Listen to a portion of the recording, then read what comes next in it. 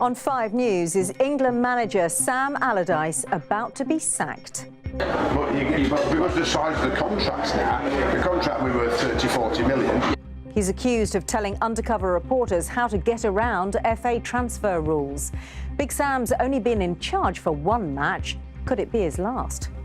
Also tonight, meet the world's first 3-parent baby. Doctors pioneer a new technique that successfully screens out genetic diseases. A judge fines Alton Towers owners £5 million for the roller coaster crash that changed its victims' lives. A record fine for the industry, but of course money alone will never replace limbs nor heal these psychological scars. More than 100 million people watched Donald Trump and Hillary Clinton go head-to-head for the first time. So, who won? We're trying to cram as many of these old favourites in before we go. And a 50-year career remembered. Stars and friends pay tribute to Sir Terry Wogan. Hello and welcome to 5 News. I'm Sian Williams. Sam Allardyce, who's been in charge of the England football team for just 67 days and only 1 game, is in crisis talks with his bosses tonight over whether he can keep his job.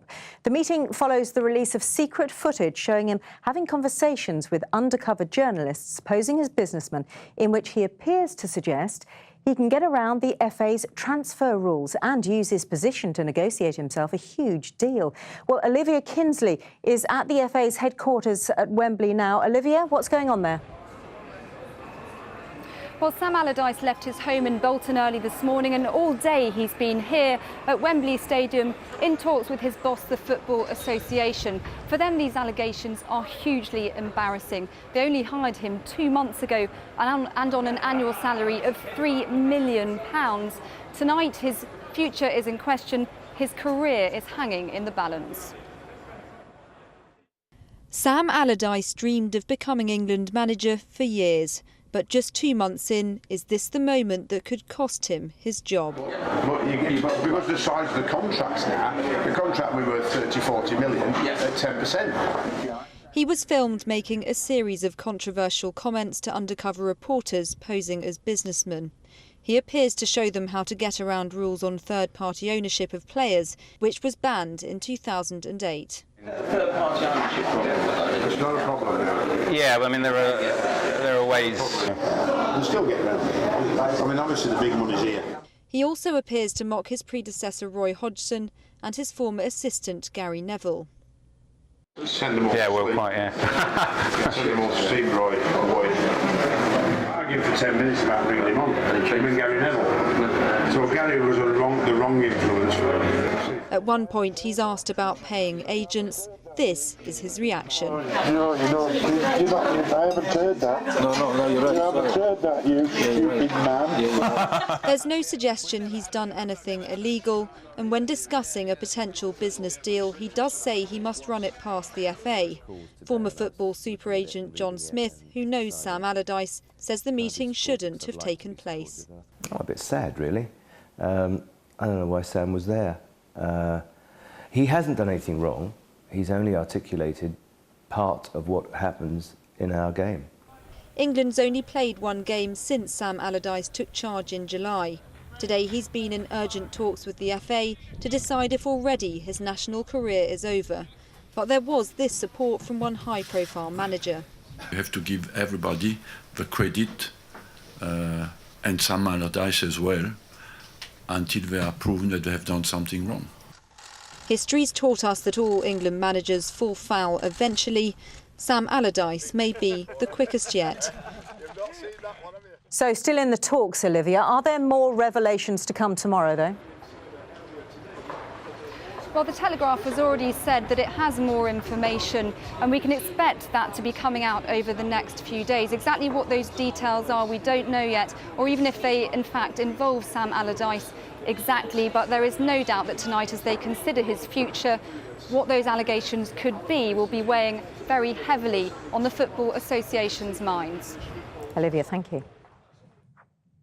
Within the last hour, it's been announced that a boy has become the first baby to be born using a new technique involving 3 parents. Now, the details are just emerging, so let's catch up with our health correspondent, Catherine Jones. What do we know, Catherine? Well, at the centre of this highly scientific breakthrough is a very human story. A couple from Jordan who have been trying to have a baby for almost 20 years. They've had 4 miscarriages and sadly 2 children have died young because the mother has faulty mitochondrial DNA. What's been revealed is that they now have a healthy 5-month-old baby boy born in Mexico, seemingly without the genetic mutation of his mother and made from his father's DNA and the healthy mitochondrial DNA of another woman as well as his mum. I want to ask you about this mitochondrial DNA. What does it mean? Right, basically, inside each cell is a nucleus that contains the DNA that makes your eyes blue, people's hair curly, what makes you you. But also from your mother, you inherit, outside the nucleus, little packages of mitochondria. These are like the batteries that power your cells. And they have a small package of different DNA. So I'm going to show you a graphic of what they did. The mother's mitochondria had the damaged DNA in it. So to create this little boy, the doctors removed the healthy nucleus of the mother and put it into another woman's donor egg.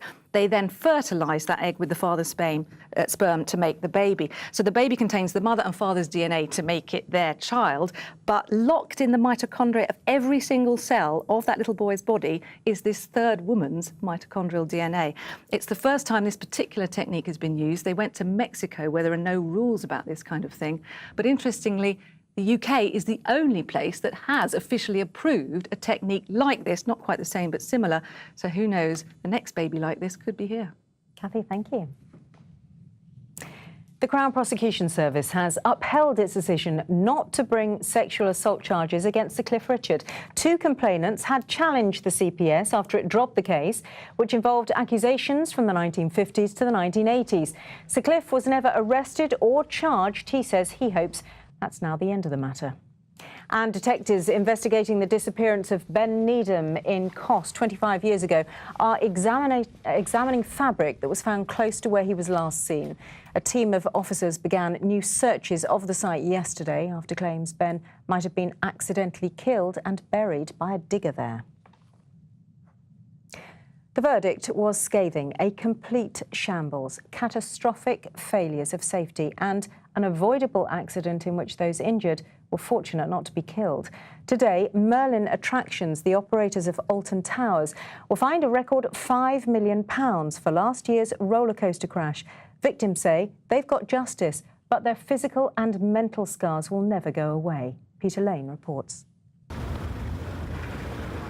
Fate put them together on a roller coaster ride last summer. Today, they were together in court.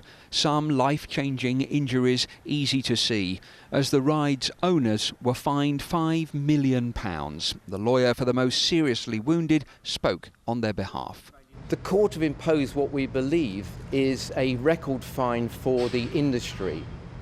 But of course, money alone will never replace limbs nor heal these psychological scars.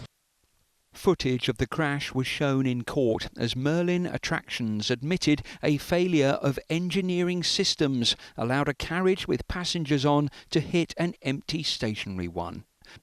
Judge Michael Chambers QC said a catastrophic failure to assess risk and an obvious shambles in communication and double-checking led to this needless and avoidable accident, made worse afterwards by woefully absent proper access for the emergency services. Chandaben Chauhan, one of the 16 people injured that day, says recovery is a long process. I'm scared to go in a car even now, but I do it because I have to. I'm a mother. I want to be independent, and it's taken me nearly a year just to be out here like this. What's your personal message to Merlin today? Do the right thing and look after us all. The psychological, psychiatric effects on people are invisible, but they're there. From Merlin themselves, an apology, an acceptance of the fine, and this. The far bigger punishment for all of us is the knowledge that on this occasion we let people down with such devastating consequences. It is something none of us will ever forget, and it is something we are utterly determined will never be repeated. The judge said the victims were lucky not to have been killed in the crash or to have bled to death as they waited for rescue, and that the time-honoured thrill of the fair and illusion of danger should only ever be just that, an illusion. So, Peter, some justice for the victims today, but what happens now? Well, Merlin stressed that they've changed their systems and working practices so that this can't happen again, but there were strong words here from the judge today, criticising the health and safety breach, pointing out that it had been there from the beginning when the Smiler ride opened in 2013. He said through all that time, members of the public had been exposed to serious risk. Now, those who were injured last summer are seeking compensation. They've had some interim payments, but away from the health and safety fine here today, their bigger fight, their longer fight for a full compensation settlement goes on. Peter, thank you. And still to come on the programme. She doesn't have the stamina. I said she doesn't have the stamina. I think Donald just criticized me for preparing for this debate. The presidential debate gets personal as Trump and Clinton go head-to-head. And here we go, the final total of this very night. Remembering a broadcasting legend. The stars turn out for a special service in honour of Sir Terry Wogan. All that and more after the break.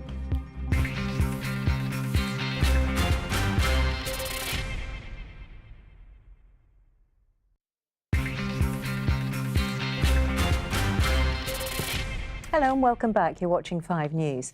It was fierce and at times it was very, very personal. Well, today, Hillary Clinton said she had a great time at her televised debate with Donald Trump. In it, she questioned his refusal to release his tax returns. He said that made him smart. He questioned her stamina to run the country. She said, look at my record. But did it really sway anyone's vote? Julian Drucker reports. In front of an estimated 100 million people, Hillary Clinton versus Donald Trump. With the prospect of arguments and accusations, this debate looks set to be the ultimate reality TV show. But it started in a cordial way. Donald, it's good to be with you. Now, in all fairness to Secretary Clinton, yes, is that okay? Good. I want you to be very happy. It's very important to me. What followed was a clash of the titans in an incredibly bitter 90 minutes. No wonder you've been fighting. No wonder you've been fighting ISIS your entire adult life. Folks, go to the fact checkers, get to work. There were few knockout blows, but many opinion writers deemed Mrs. Clinton questioning Mr. Trump over his missing tax returns her strongest moment. Or maybe he doesn't want the American people, all of you watching tonight, to know that he's paid nothing in federal taxes. So if he's paid zero, that means zero for troops, zero for vets, zero for schools or health. Mr. Trump fired back, suggesting his rival had broken the law by deleting many of her emails. I think it's disgraceful. And believe me, this country thinks it's disgraceful. It really thinks it's disgraceful also. I have a feeling that by the end of this evening, I'm going to be blamed for everything that's ever happened. Why not? Why not? Yeah, why not? The discourse only became more personal. She doesn't have the stamina. I said she doesn't have the stamina. I think Donald just criticized me for preparing for this debate. And yes, I did. And you know what else I prepared for? I prepared to be president. As many commentators suggested Mrs. Clinton was the winner, Mr. Trump inevitably disagreed. I thought we did very well, and I guess every online poll is indicating we did very well.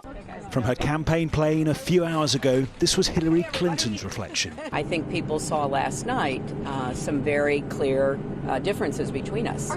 Despite the difference, the polls show America is undecided. It has exactly 7 weeks to choose.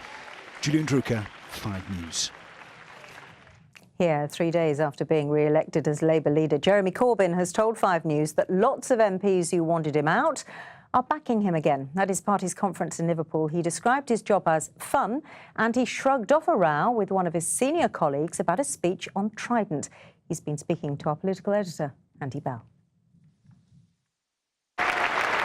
This was the moment when Jeremy Corbyn's defence spokesman Clive Lewis realised his boss had rewritten his speech moments before he was about to deliver it, and he didn't look happy. So when I spoke to the Labour leader today, I asked him if that was any way to treat his team. We're under a lot of pressure of time and lots of things to do. Listen, I had a good chat with Clive afterwards, and we had a man hugging a cup of tea, and he invited me to Norwich, and I'm going. Talk to MPs here. It's not just maybe ideas. They're also concerned about the way you have run the Labour Party, the way you've run your office. And I put to you that what happened yesterday is not going to make them any keener to come back and operate in that system. I put to you, this party is the biggest membership it's ever been. I put to you, this party in Parliament, working together, defeated the government many times over the past year. Are any MPs coming back to you? Lots of MPs are coming back. Lots of MPs are coming back to say they want to serve in your shadow cabinet? Yeah. You also have talked in the past about your concern about abuse of people within the party. Now, I know you're concerned about it. Your Shadow Chancellor, John McDonnell, has not apologised for suggesting that a female Conservative politician could be lynched. Shouldn't he apologise about that? He did absolutely clear that issue up, and that thing... I don't think he apologised. Well, no, absolutely John did, and it's certainly not John's position at all. Listen, abuse has no place anywhere in public life, anywhere in private life, anywhere in politics. Shouldn't you have made it clear to John McDonnell that he should have apologised? John is not an abusive person. John is somebody that protects people against abuse. Yesterday, he'd caused some confusion, apparently protesting about something he could change. Are you going to bring back a mental health minister? Yes, I mean, you were famously photographed, saying, "Bring back the mental health minister." You are going to do that? You're yes, indeed. That? We've done a lot of work on this at 5 News, and we've had a lot of people say to us what they want is a public inquiry into the state of mental health services. Would you support that? I think that would actually be very good. The only slight concern I have is that setting up a public inquiry could be used as an excuse for delay. You've been in the job a year now. It's been a difficult year on many levels. Is it a harder job than you expected it to be? No, it's fun, actually. It's fun. It's hasn't looked like fun at times for you. With 80% of your MPs going off saying they have no confidence. It's all going to come round. Don't worry about that. So pretty confident there, Andy. Can we say then that Labour's warring factions are coming together now?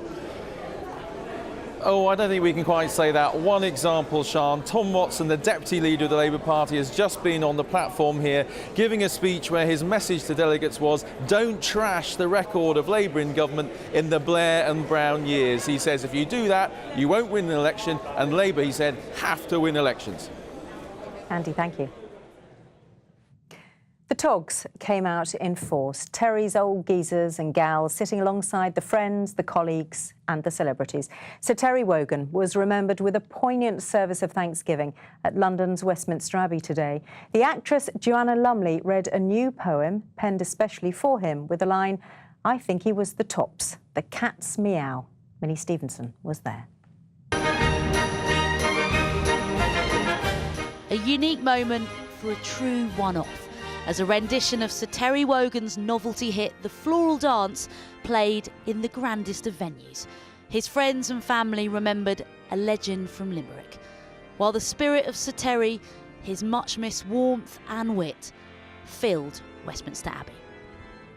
Allow me to plunge into the Wogan archives. That's really hard enough to work under these conditions. As radio DJ and friend Chris Evans led the tribute.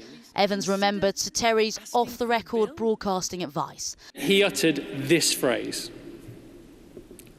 Christy, it's very simple.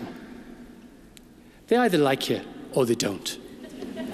Here we go, the final total of this very night. For more than 5 decades, audiences got to know Sir Terry. To him, never viewers or listeners. Instead, the presenter called his fans his friends. And today, his 3 children pay tribute to their father's generous spirit. We give thanks for his warmth and humour, for his gentleness and for his love of people.